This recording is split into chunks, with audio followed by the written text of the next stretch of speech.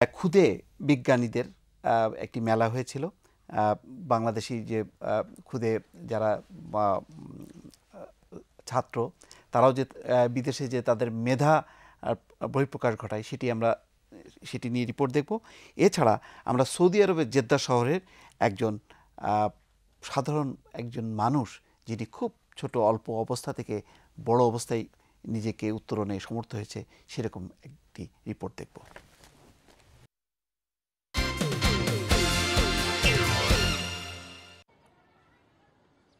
কাতারের দোহায় Bangladesh school and কলেজে অনুষ্ঠিত হয়েছে ক্ষুদে বিজ্ঞানীদের বিজ্ঞান ও কারুশিল্প মেলা। মেলার উদ্বোধন করেন কাতারে নিযুক্ত বাংলাদেশি হাই কমিশনার মোহাম্মদ শাহাদাত হোসেন। এ সময় তিনি শিক্ষার্থীদের উদ্ভাবিত বৈজ্ঞানিক যন্ত্রপাতির সাথে পরিচিত হন এবং তাদের প্রতিভার ভূয়সী প্রশংসা করেন। Bangladesh MHM School and College. I have lot of friends in my class. I love my school. KG শ্রেণী থেকে চতুর্থ শ্রেণীর শিক্ষার্থীরা কারুশিল্প মেলায় এবং পঞ্চম থেকে দ্বাদশ শ্রেণীর শিক্ষার্থীরা বিজ্ঞান মেলায় অংশ নেয়। অভিভাবক ও দর্শনার্থীরা তাদের উৎসাহ যোগান।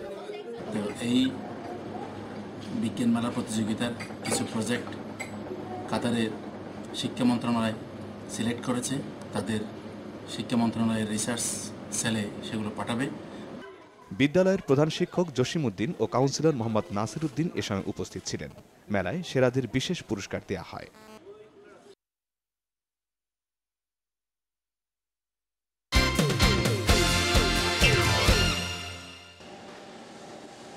প্রায় দেড় যুগ আগে জীবন ও জীবিকার প্রয়োজনে দেশ থেকে দেশান্তরী হয়েছিলেন ঢাকার ব্যবসায়ী ছেলে সিদ্দিক আলী মুস্তাক। 1994 সালের প্রথম দিকে সৌদি আরবের আবাহা শহরে এক সৌদিয়ানের দোকানে চাকরি শুরু করেন, কিন্তু দুর্ভাগ্য তার মালিকের আস্থাভাজন হয়েও সেখানে বেশি দিন থাকতে পারেননি।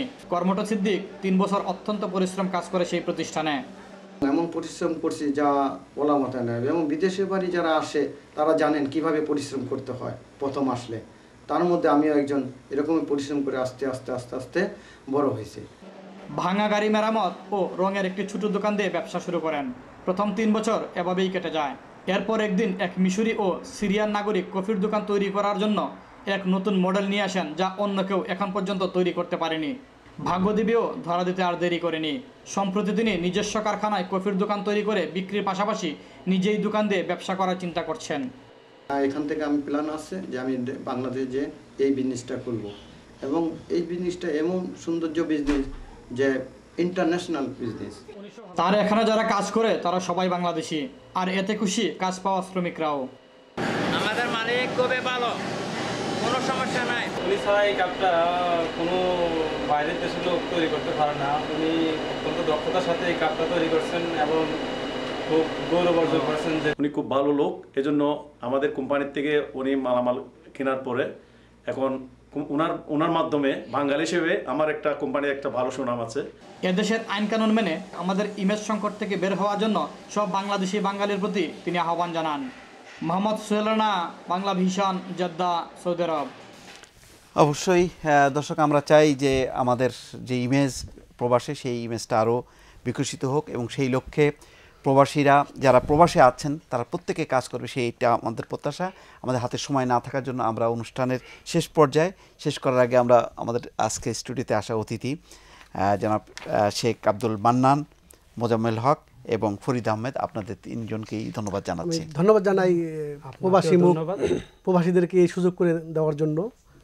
বাংলা ভিশনে ধন্যবাদ আপনাকে। জি ধন্যবাদ। দর্শক, এই ছিল আজকের আয়োজন। আগামী পর্ব দেখার আমন্ত্রণ জানিয়ে শেষ করছি। ভালো থাকুন, সুস্থ থাকুন সবাই।